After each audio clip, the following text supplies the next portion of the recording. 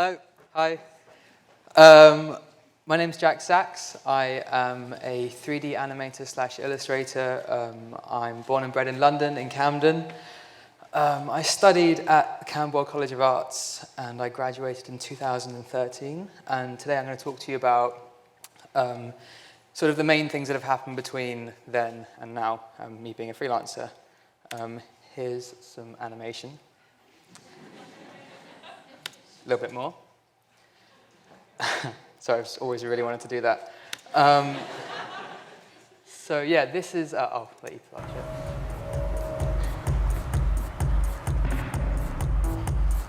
Turn it up.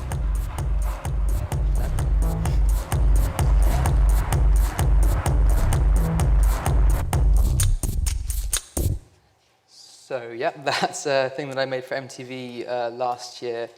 And to give you an idea of the sort of still image work that I do, there's an image for Zeit magazine and for Pick Me Up Festival.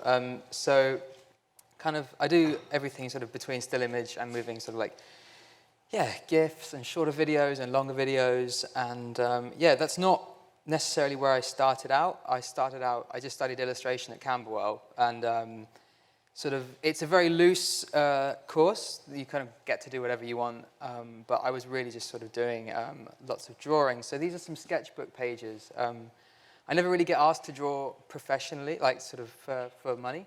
So these kind of are very much for me, and they kind of are the backbone of all the stuff that I do in 3D. Yeah, so it's really sort of fun for me to have a separate practice. But yeah, these are just some sketchbook pages. So basically, I was getting along, just doing my drawings, but they weren't ever really sort of, I never really had a narrative element to my work. They were all just kind of still, as you could see, they were just sort of like very graphic and visual. And then sort of out of the blue, I had a massive injury. I'll spare you the grisly details, but it basically meant that I couldn't hold a pen or pencil for about 6 months, just as I was starting third year, which is obviously ideal. So I started thinking about different ways that I could make images, and I'd always had, yeah, an interest in 3D. So just after I graduated, like, just thankfully I got picked up by these guys called Fox ADHD, who made sort of topical, news-based, celebrity, often GIFs. And that was really cool because it meant that I could just sort of like practice each week. Yeah, each week, just like, yeah, learning more and more 3D things. Here are some more. So yeah, but yeah, no, that was fantastic. That went on for like the better part of a year. And it kind of got me through that weird stage of like having just graduated, and like it basically meant I get to put out new 3D things every week. And then after a while, I got picked up by Blink Inc., which was fantastic for me. Like it's a production company that I've always really looked up to. And I just sent them an email, and I didn't realize that the person I was emailing was kind of like quite important. I just said like, hey, how did you get in with these guys? And and eventually, you know, they asked me to come in, and I worked on a few things. And eventually I got to work on Don't Hug Me, I'm Scared, #4, which was like a dream come true. Because when I was at uni, these were just sort of starting to happen. And yeah, I don't know. I'm not going to show it to you now because it's quite long. But yeah, if you haven't seen it, I would definitely recommend. So yeah, like I've done so many great things with Blink, but this is one that I've done recently. It's a commercial for Maynard's Bassett's licorice all sorts. And now, a mixed-up intermission from Maynard's Bassett's.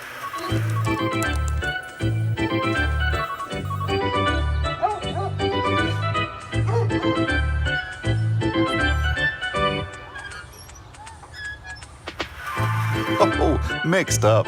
Licorice all sorts.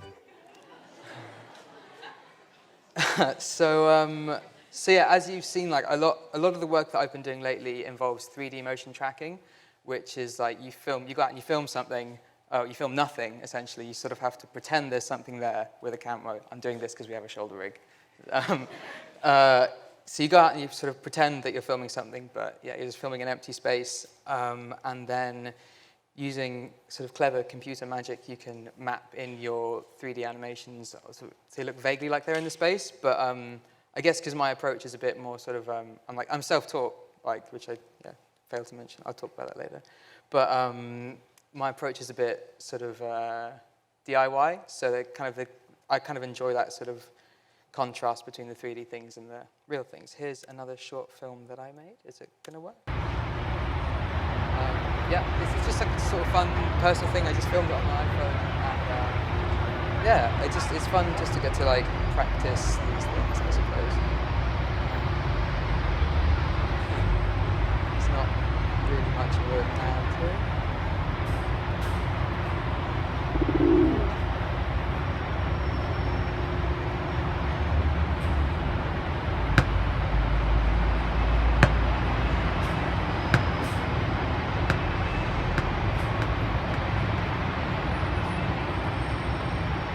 So yeah, so there's that.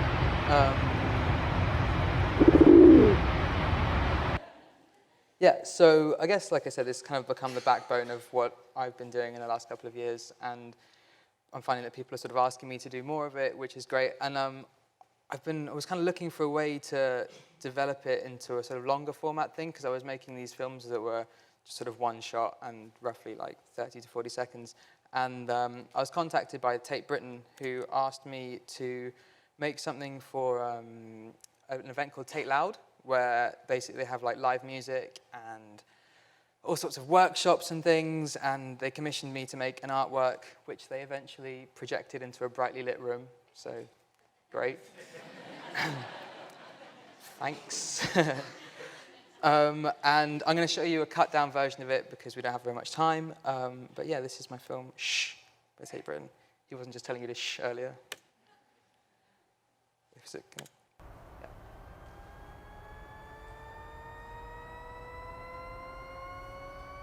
So it was really fun because we basically got access to Tate before and after opening hours, which is kind of creepy. I'll let you watch it for a bit.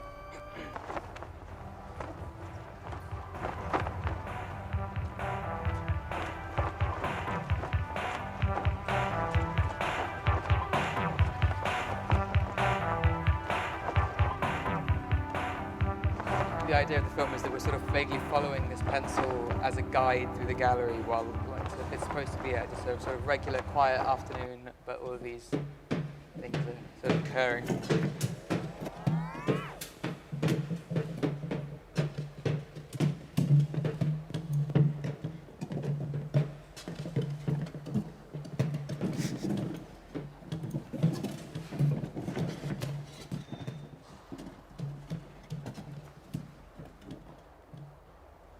So yeah, they were pretty pleased about that shot.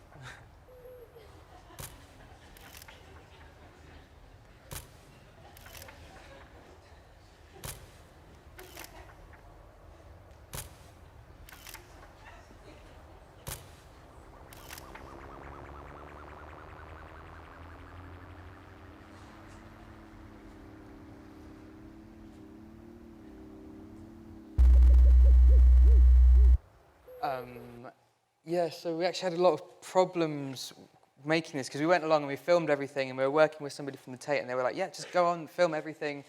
And it turns out that you can only, because of the copyright issues, we could only use things that were made in the last 40 years. No, so that were made, yeah, that haven't been made in the last 40 years. So yeah, we were kind of limited with our shots. But like I said, it was really fun to be able to get in there and yeah, film nothing.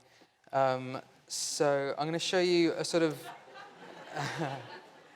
I'm going to show you, this is just so you can kind of get a bit more of an idea of how 3D motion tracking works. What's happened prior to this is that the computer has, this is how I made the first shot, so in the hall where there's the guy with the sign. And I've fed the film through this software, which is Cinema 4D, which I highly recommend to anyone who's like trying to get into it. Because like I said, yeah, I'm self-taught and it's the most accessible one. Yeah, so what I've done is I've put the film through Cinema 4D, and those green dots are sort of, they've mapped the space using parallax data, and parallax data is sort of the way that 2 points, I don't really understand it, so. It figures it out, basically. I was going to try and explain parallax, but I'm just not. So you can see that basically what it's also done using those dots is it's mapped the path of the camera and created a virtual camera in the software. So then my job is to then create these surfaces again in 3D that I can then use to sort of put my animations onto and around. Can I skip it forward a little bit? Nope. Okay. So you can see like I'm matching up these shapes to the space. A lot of it's sort of just like eyeballing it. There are sort of like some very advanced ways of doing these where you can place trackers on the floor and then film it, and then you measure the distance between the trackers in real life, and then you know what you're doing, but I don't, so. I learned all of this just from YouTube. When I had my accident, there's so many amazing resources out there, and people put it all out for free. And I'd like to take this opportunity to thank them, because they're the backbone of what I do. So I'm starting to put in some 3D objects to sort of make sure that they will move in the correct way, because obviously if they slide around and don't look like they don't move in the same way that the camera does, then the whole thing's not going to work. So I guess from there on, it's just more of this. And that concludes my talk.